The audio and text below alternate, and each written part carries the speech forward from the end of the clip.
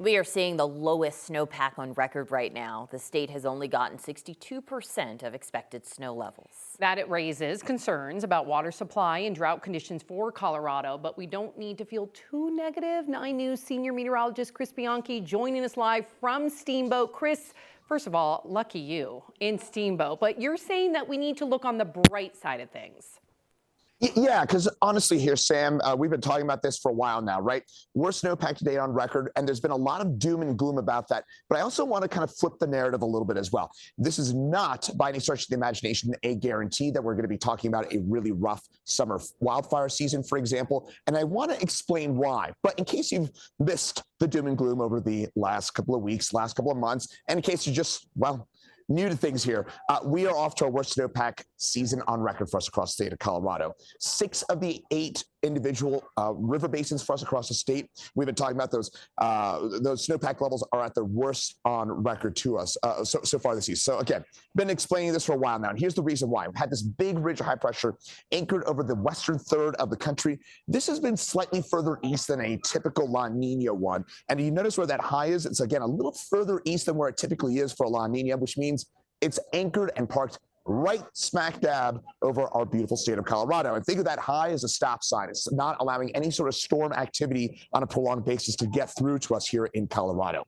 But here's the good news.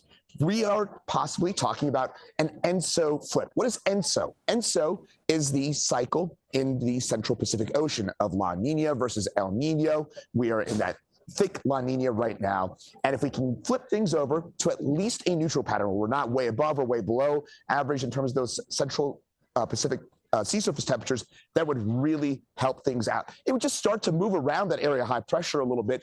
And there is a very high probability based on the computer modeling that we are going to flip that around. So that, for starters, is a little bit of good news. Here's the other bit of good news. We still have about 2.5 months until snowpack typically peaks. Folks, we're at halftime. We're not in the fourth quarter, right? We're about, let's say, 10 points down, 2 touchdowns down at halftime. We are not in the fourth quarter quite yet. We've got a long ways to go. Snowpack in Colorado statewide typically peaks in the second week of the month of April. And then finally here, and this is going to kind of bring things back a little bit into light, is that we've got a snowstorm just around the corner for us here in the mountains.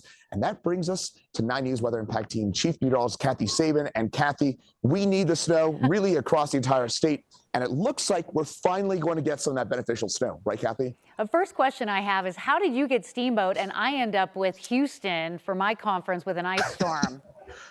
Somebody's got to do it, right? Somebody's got to draw this It's straw. true. You are smarter than me and all of us. Enjoy your time up there and enjoy the snow that's coming, because right smack dab where he is standing, Steamboat is part of an advisory area that's going to see several inches of snow and really, really welcome snowfall up that way.